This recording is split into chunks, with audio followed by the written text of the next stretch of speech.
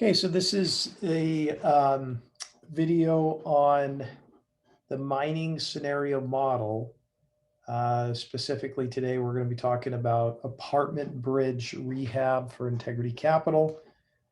And again, walking through scenarios to help you with your market knowledge of how to size up transactions that you run into based upon the realities of the market.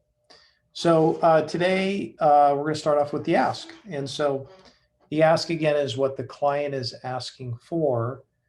And we always start with leverage. So the leverage typically is in the 65 to 70% loan to cost. And when you look at this, you have to remember that if they're doing a rehab, the client's purchasing a building that they're going to spend a significant amount on the tenant improvement, or not tenant improvements, but improvements on the facility. Could be, renovating the inside of the apartment, renovating the outside of the apartment. So there is a renovation that's taking place. So generally they're going to finance 65 to 70% of the total cost that is implemented in there. They're going to do a projection to see if that is in line with what would be the future valuation. And so just realize that the way they're going to get to their final loan to cost is going to be if they have a clear indication that the future lift on the rents works really well. So what if they want 80% loan to cost? You say, well, not out of the question, but makes it harder. Typically, that's a little bit higher on the stack. So there's got to be a lot of room on the future upside on rents to assure that that is doable. So we just have to remember that that would be an indicator for the ask. The second element is the recourse, typically on bridge loans. Apartment bridge loans, you are dealing with a non-recourse. You say, what happens? What makes it recourse loan? And my response to that is, if it's a smaller loan amount. So if you go below $4 to $5 million, probably going to deal more with a kind of a bank situation versus a true bridge lender. Otherwise, non-recourse for most bridge loans that are 5 million and higher is very normal. Otherwise, smaller loans are tough for non-recourse. Pricing aggressive. Again, in today's environment, this might not be applicable in the future, but in today's environment, we're talking about somewhere's in the 5 to 6%. That could change in the future, but so you'll just have to kind of look at market rents at the time. But and we will have that available to us. So what happens if they're unrealistic?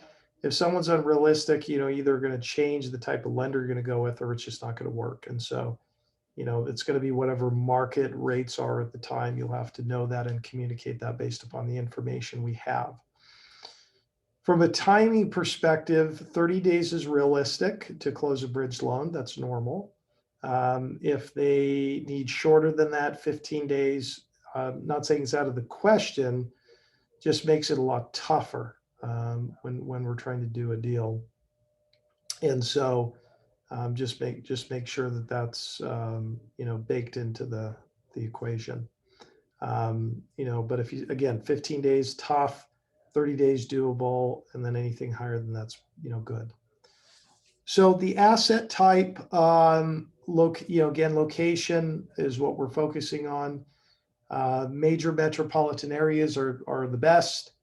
If you start getting into smaller markets, sub-markets, tertiary markets, it just makes it harder because they're just going to look heavily at who's going to be the end user, who's going to be your buyer, and it just gets really hard in smaller markets. You go, what's a smaller market? Something that's like 50,000 or lower, becomes kind of a smaller market. So I think it's just important to be cognizant of that. as a hindrance. Square footage, you're going to want to know the square footage, the amount of units, the unit mix, 2-bedroom, 1-bath, 2 2s, 3 2s, etc. And, what's the size of the land? Is it individually metered? All those things will be important. What's the condition of the building? Obviously, you're going to renovate it, so it's probably not in great condition. But we want to know, like, what is it that they're going to do? What's their construction budget? Have they put a pro forma together to show month by month future lease up projections? Are they going to kick everybody out or just do one unit at a time? So all those things are really, really important to understand as you're trying to help them make a decision. Now we move down to client reality. The first one is experience. I want to make sure there is some experience, that this is a big deal, it's good. What happens if they don't? Again, we're going to ask them to sidle up with somebody who does have experience. That's very difficult for somebody to get a loan done who's never done this before and qualify, because there's just so many dynamics.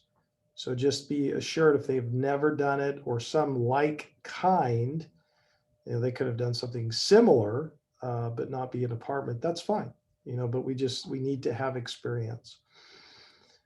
Size of the loan. Again, 5 million or higher is the key to get to bridge lenders. Lower than that gets tricky.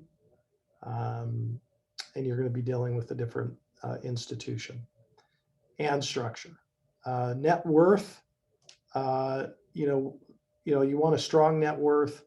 How much, Dave? 1.5 to 2 times is ideal, or at least the loan amount. Any lower than that gets hard, and could be a hindrance for the deal. What about outside cash flow? Well, if it's moderate to negative, that's not a deal killer, because they're focused again on the property itself. So I wouldn't worry too much about that. We want to definitely see net worth, that they have some cash, that they have good partnerships. So I wouldn't worry too much about outside cash flow. Business cash flow, again, it's projection. So we understand there's not going to be, more than likely it's a break even or less. And so I wouldn't give too much concern for that, but we do want to see that they have done their homework, due diligence, to see what the market rates are, what's going on in the industry, and that they have a good indication of the projections of the project. Ownership, they're probably gonna have multiple partners. Why does this matter? Again, you want to make sure everybody's on the same page. You've talked to all the partners, you understand that they're all clipping on the same pace. So that's really important, just to understand the ownership. Equity, where's the cash going to come from? Are they raising it? Is it their own cash? Is it a 1031 exchange? We just want to know what happens if they don't have the cash. That could be a deal killer if they have not raised the money yet. And so just keep that in mind as you're talking to them. So where do you go? You could always go to a bank, again, if it's a smaller bridge loan, and they'll have to put down 65, 70% loan to value. Or you go with a bridge lender that specializes in doing non-recourse bridge lending, 5 million or higher on loan size. And we do have all those products in there. And so this is just a little overview on how to structure, how to think through, how to size up the apartment acquisition rehab.